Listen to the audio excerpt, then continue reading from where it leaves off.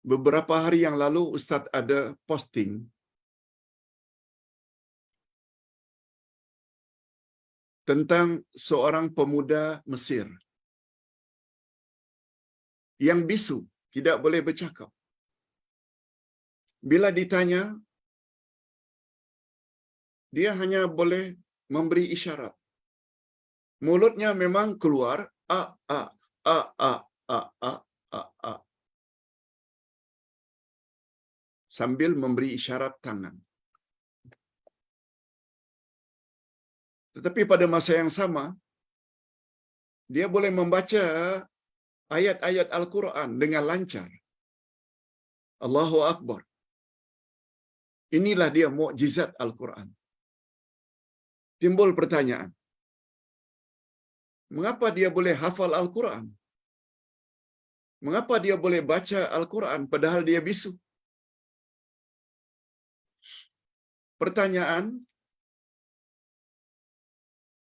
Pertanyaan saya, Pak Ustaz, adakah ini karamah? Sebab tak pernah lihat seumpama ini sebelumnya. Mohon pencerahan, Pak Ustaz. Yes, jawaban singkatnya ini adalah karamah.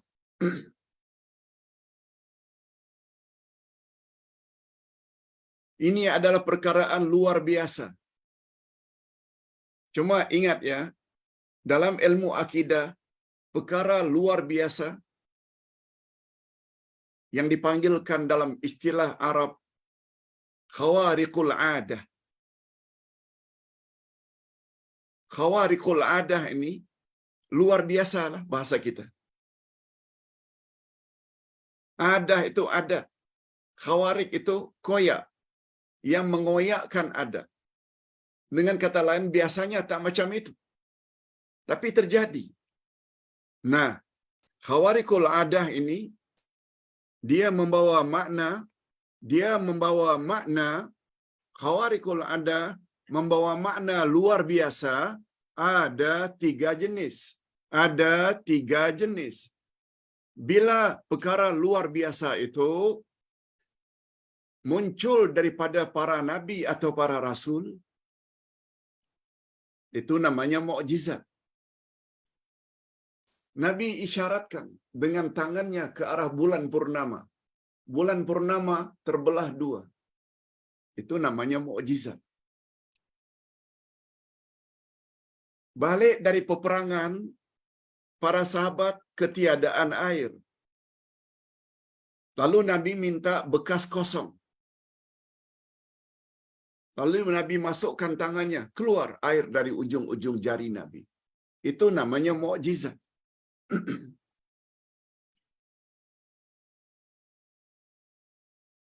Sebagaimana tongkat Nabi Musa boleh jadi ular.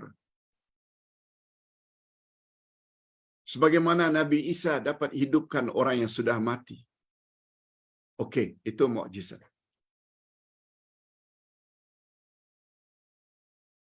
Tapi bila perkara luar biasa itu muncul dari orang-orang yang baik, khasnya wali-wali Allah, itu bukan mukjizat. Mukjizat hanya untuk Nabi dan Rasul.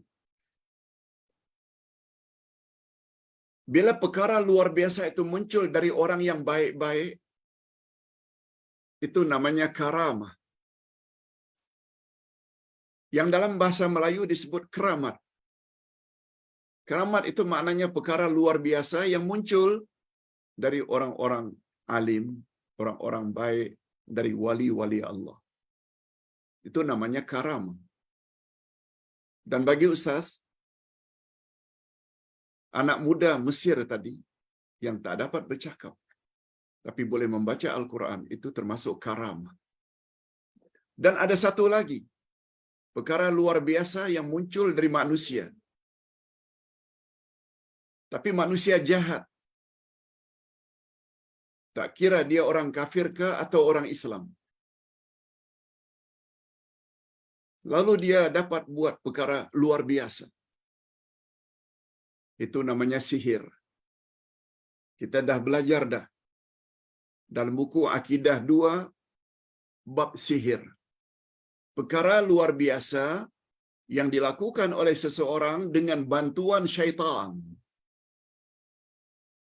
Itu namanya sihir.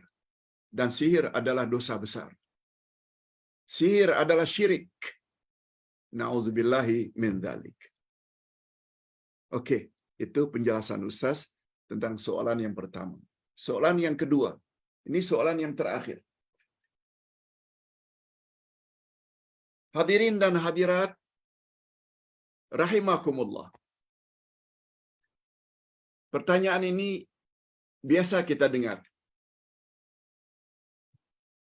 Tapi yang bertanya ini mungkin tak dengar jawaban Ustaz terdahulu. Ustaz jawab juga. Mudah-mudahan yang sudah dengar dan terlupa jadi ingat balik. Pertanyaan ini selalu ditanya. Pak Ustaz. Assalamualaikum Pak Ustaz. Saya hendak tanya, adakah tahlil yang kita buat untuk si mati sampai kepada roh mereka? Adakah perbuatannya itu jadi bid'ah?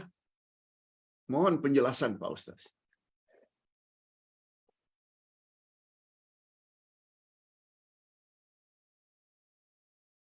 Ustaz perlu jawab dengan jelas beserta dalil-dalilnya. Allah Subhanahu wa taala berfirman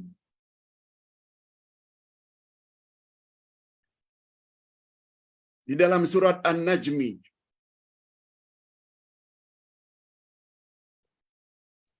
ayat yang ke-38 dan 39. Allah taziru waziratun wizra ukhra.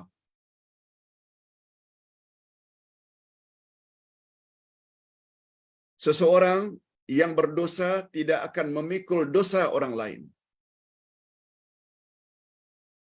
Seseorang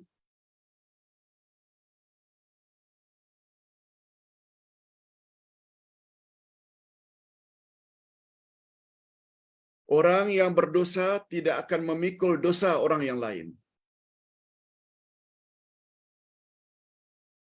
Jadi kita tak akan memikul dosa yang dilakukan oleh orang lain. Kemudian disambung dengan ayat berikutnya 39. Wa alaisa lil insan illa ma sa'a. Manusia tidak mendapat pahala kecuali apa yang diusahakannya sendiri. Ringkasnya,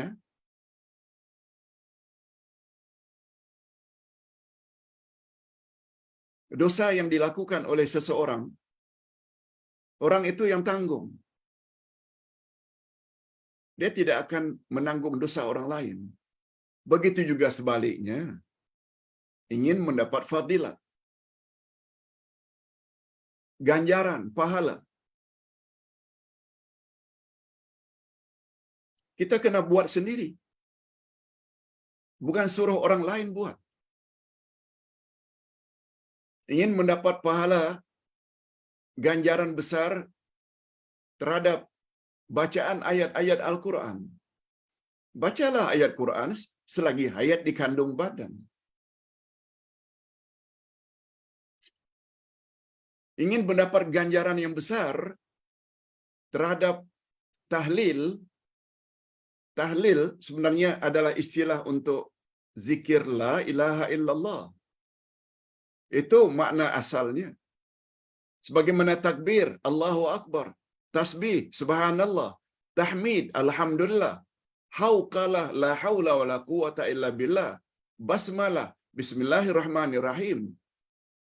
Ingin dapat ganjaran itu, baca sendiri selagi hayat di kandung badan. Itu makna ayat. Wa alaisa lil insan illa ma sa'a. Allah tak, seseorang tidak memperolehi apa-apa pahala kecuali apa yang diusahakannya sendiri. Cuma bila yang ditanya ini tahlil, yaitu istilah yang berlaku dalam masyarakat. Bila seseorang meninggal dunia, hari pertama ke, hari ketiga, hari ketujuh, buat tahlilan.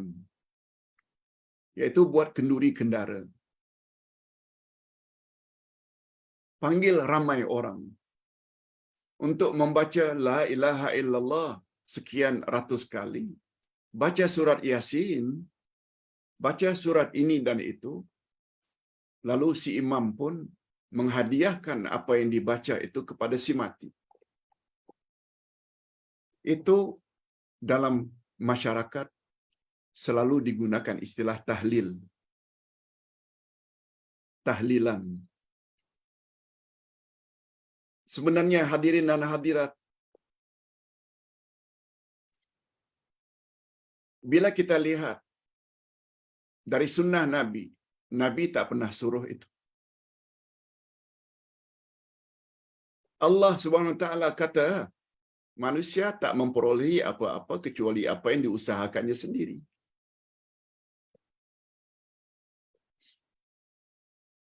Namun demikian, jawaban lengkapnya juga terdapat dalil-dalil yang mengatakan amalan orang lain itu boleh mendatangkan manfaat kepada orang lain.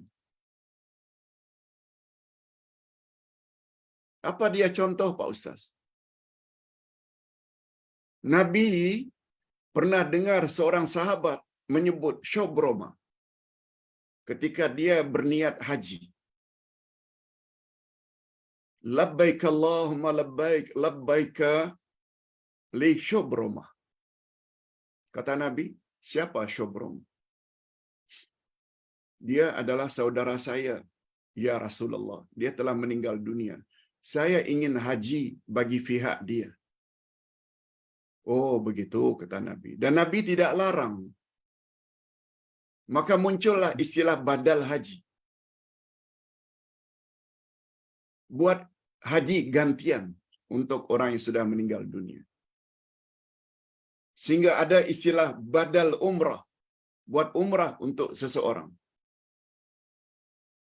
Dan itu dibolehkan dalam agama.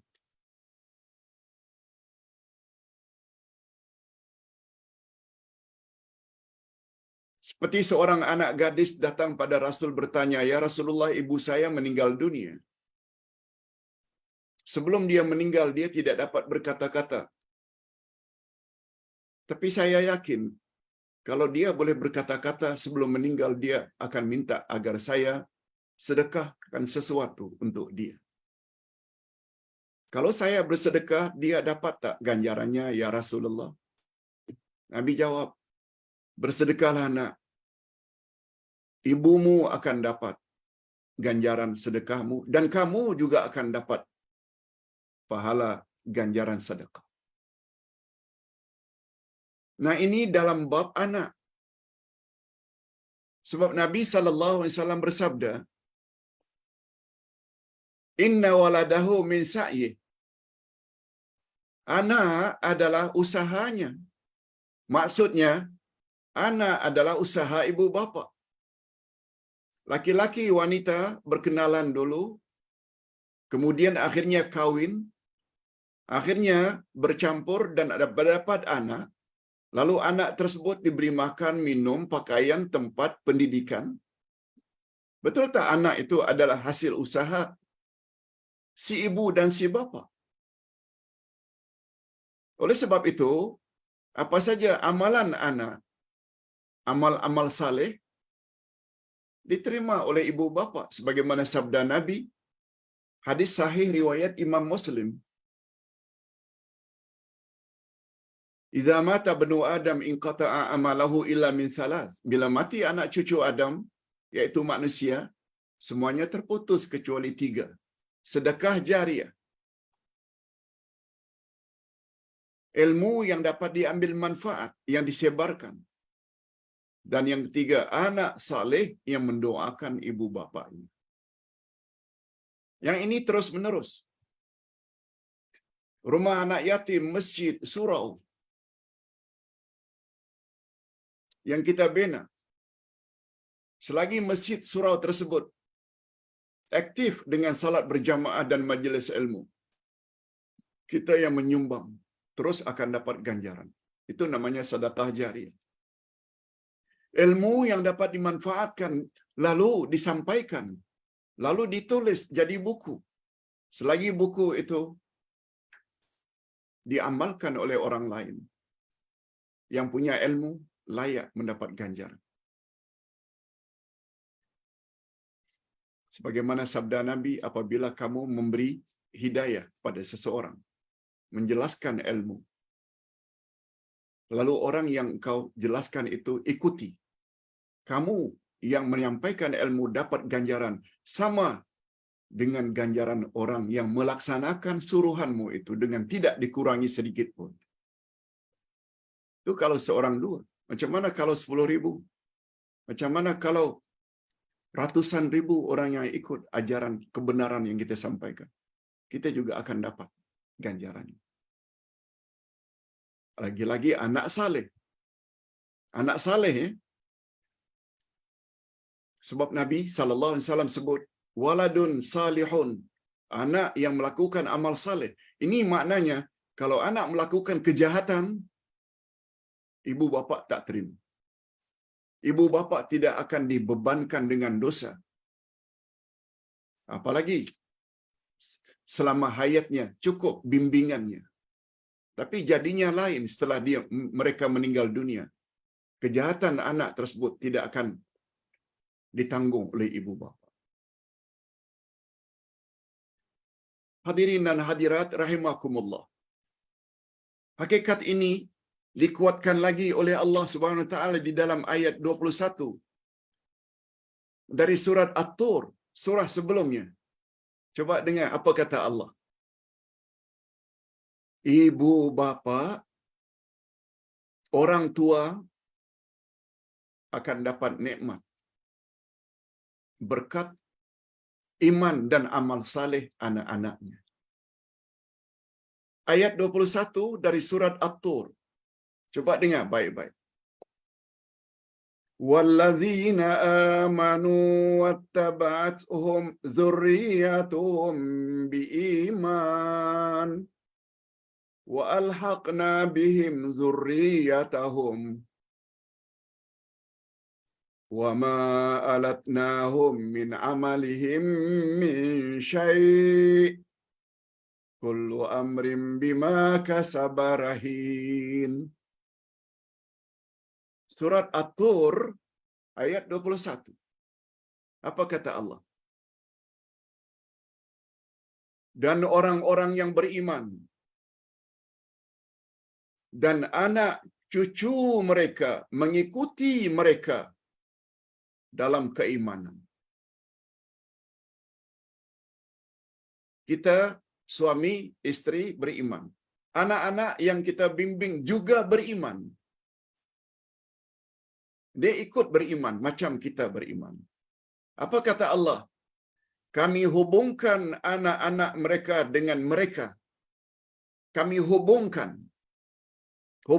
dengan maksud anak cucu mereka yang beriman itu ditinggikan Allah derjatnya sebagaimana derjat bapa-bapa mereka dan dikumpulkan dengan bapa mama mereka dalam syurga.